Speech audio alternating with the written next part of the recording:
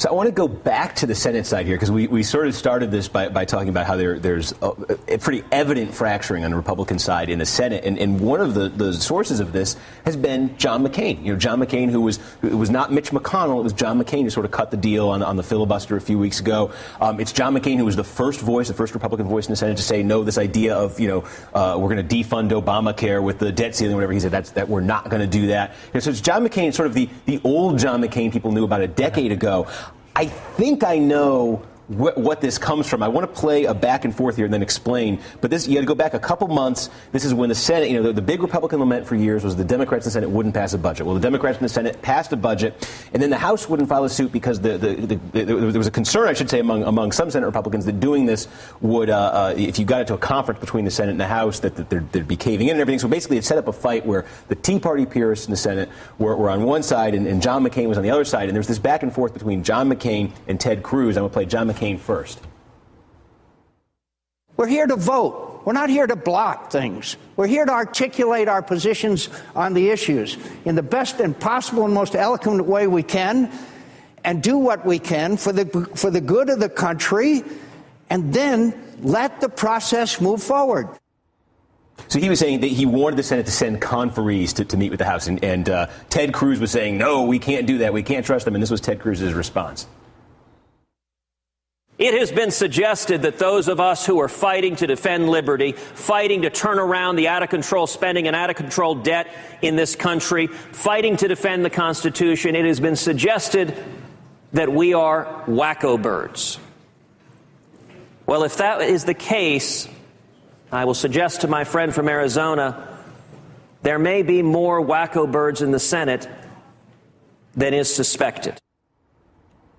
My theory of John McCain's politics is that they reflect who he is most aggrieved with at any given moment. And it was he lost to George W. Bush in a bitter 2000 primary for the Republican presidential race, and then suddenly he became every Democrat's favorite Republican, and he wanted the Patient's Bill of Rights, and he some gun regulations. John McCain really started voting with Democrats a lot more after 2000. When Obama beat him in 2008, he became, I think we all remember the John McCain of the last few years.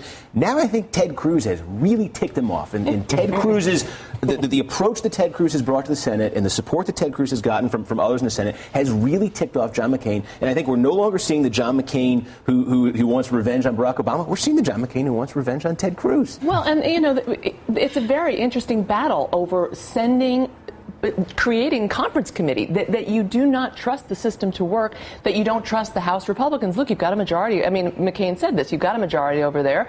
They're very conservative. It's not like they're going to immediately cave in the face of a Senate budget being more liberal. Let's let the system work. This is the way it's been done. And Cruz is saying, I don't care how it's been done. We're here to block, not to create. And that's the new mantra. And John McCain still has this notion that, people win elections, you fight it out, and then you fight it out over policy. This notion that all you need to do is block is relatively new, or at least it's new in terms of it being not majority sentiment, but a widely held sentiment in the Congress. But Michael, my sense is, within the world of Washington, maybe on Capitol Hill, what John McCain maybe is the favorite in this is the McCain versus Cruz battle. But when it comes to the Republican base, the message of Ted Cruz seems to be the resonant one right now, and that seems problematic. And the test will be, is that message an electable message? In other words, does it translate in the post-2012 dynamics of going into 14 with these congressional seats on the line, the Senate on the line, and the polls that are reflecting still a great deal of ambivalence, if not outright, rejection of the Republicans' messaging or position on some of these issues. So the real battle, and I think you've posited correctly, between a Ted Cruz and a John McCain is really, I think, a clear example of the fracturing within the party of where do we go and how do we get there. To Joan's part, if you can't have a conference bill go to the members of your own party who control the other chamber, right. That speaks a lot, to me at least, that within the party there's still a whole lot of house cleaning to be done. And the question is, will the John McCain view prevail ultimately going into 14, or will the Ted Cruz view? And I say again, we talk about John McCain, we talk about Ted Cruz. The name we're not mentioning in this is the official leader of the Senate Republicans, Mitch McConnell. There are some reasons for that. One of them became apparent this week, and we're going to talk about that after this.